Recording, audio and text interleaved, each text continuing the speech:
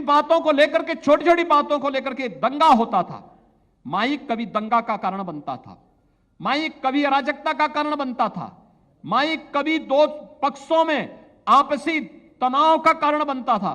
आज उत्तर प्रदेश के अंदर स्वतः स्फूर्त भाव के साथ ही उतरते हुए दिखाई देते हैं और लोगों के मन में एक नए विश्वास को जागृत करते हुए दिखाई देते हैं। और इस विश्वास को आगे बढ़ाने के लिए कि नए भारत का नया उत्तर प्रदेश तैयार है, जो एक मजबूती के साथ अपनी एक नई पहचान देने के लिए देश और दुनिया के सामने प्रस्तुत है। उस विश्वास के साथ आज हम आगे बढ़ रहे हैं। उस विश्वास को आगे बढ़ाने की ही प्रक्रिया है। जब कल आदरणीय प्रधानमंत्री जी के नेतृत्व में केंद्र सरकार के 8 वर्ष के सफलतम कार्यकाल को हम जन जन तक पहुंचाने के कार्यक्रम का हिस्सा बन सके, उस अभियान को आगे बढ़ा सकें। और उस अभियान को आगे बढ़ाने के लिए, क्योंकि जितने भी कार्यक्रम प्रधानमंत्री मोदी जी ने विगत 8 वर्ष के अंदर, चाहे वह इंफ्रास्ट्रक्चर डेवलपमेंट के हों, गरीब कल्याण से जुड़े हुए योजनाएं हों, युवाओं से संबंधित हों, महिलाओं के कल्याण से संबंधित हों, या फिर समाज के विभिन्न तबके के हितों के लिए किए जाने वाले कार्यक्रम हों, ये सभी कार्यक्रम इस बात को प्रदर्शित करते हैं और सभी योजनाएं प्रत्येक नागरिक को स्वावलंबन की दिशा में अग्रसर करने के एक बृहद अभियान का हिस्सा है। और उस बृहद अभियान के हिस्से बनने के लिए ही आज हम सबको मिलकर के इस कार्यक्रम को आगे बढ़ाना होगा। और 8 वर्ष के इन कार्यक्रमों को लेकर के जन जन तक पहुंचाने का एक कार्यक्रम हम केंद्र सरकार की उपलब्धियों के साथ साथ केंद्र और राज्य सरकार के द्वारा अपने इस कार्यकाल के दौरान जो कुछ भी प्रदेश की 25 करोड़ जनता के जीवन में व्यापक परिवर्तन करने के लिए किया है, उस परिवर्तन को हम नए सिरे से आगे बढ़ा सकें। मित्रों, विगत कार्य समिति के बाद आपने काशी में काशी विश्वनाथ धाम के भव्य उद्घाटन के कार्यक्रम को भी अपनी आंखों से देखा होगा। अयोध्या में भगवान श्री राम के भव्य मंदिर निर्माण के बाद अब काशी ने जो अंगड़ाई ली है वो हम सबके सामने है। काशी में काशी विश्वनाथ धाम का भव्य उद्घाटन होने के बाद प्रतिदिन 1 लाख श्रद्धालु काशी विश्वनाथ धाम के दर्शन करने के लिए काशी में आ रहा है। और काशी आदरणीय प्रधानमंत्री जी के विजन के अनुरूप अपने नाम को सार्थक कर रहा है। आज काशी उस दिशा में आगे बढ़ चुका है। मथुरा, वृंदावन, विंध्यवासिनी धाम, नेमिष धाम, सुख तीर्थ, वे सभी तीर्थ एक बार फिर से एक नई अगड़ाई लेते हुए दिखाई दे रहे हैं। और उन स्थितियों में हम सबको आगे बढ़ना होगा। साथ साथ मैं आप सबका आह्वान करूंगा, कार्य समिति के माध्यम से अब इस संकल्प को लेकर के चले। 2024 के चुनाव की भावभूमि अभी से हमें तैयार करनी होगी।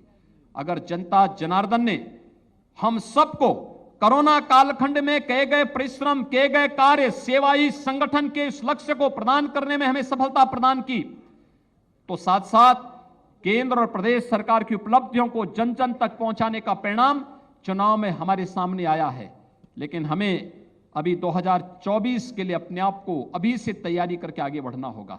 और 2024 के लोकसभा चुनाव में प्रधानमंत्री मोदी जी के नेतृत्व में एक बार फिर से हमें साबित करना है, उत्तर प्रदेश 75 सीटों का लक्ष्य लेकर के अभी से आगे बढ़े कि उत्तर प्रदेश में 75 सीटें उत्तर प्रदेश की जनता जनार्दन भारतीय जनता पार्टी के नेतृत्व में चुनाव जिता करके भेजेगी। इस लक्ष्य को लेकर के हम सब कार्य करेंगे और मुझे लगता है कि वह आप सभी कार्यकर्ताओं के नेतृत्व में परिश्रम से एक बार फिर से साकार होगा, क्योंकि यही तो भारतीय जनता पार्टी है जिसके बारे में हमेशा लोग इसी बात की चर्चा करते हैं। और अटल जी ने ठीक कहा, एक कार्य समिति उस विश्वास के साथ आगे बढ़ेगी।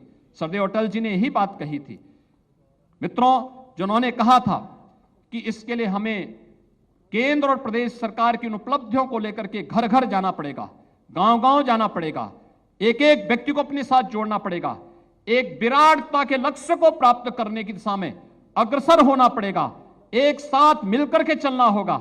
और उसके लिए, उस विराटता को अंगीकार करने के लिए हम सबका संकल्प होना चाहिए, जो सरदेव अटल जी ने हम सबको दिया था कि छोटे मन से कोई बड़ा नहीं होता और टूटे मन से कोई खड़ा नहीं होता। उस संकल्प को लेकर के हम लोग प्रधानमंत्री मोदी जी के नेतृत्व में विगत 8 वर्ष के अंदर बदलते हुए भारत की इस तस्वीर को देख रहे हैं। एक भारत श्रेष्ठ भारत की परिकल्पना को साकार होते हुए हमने देखा है।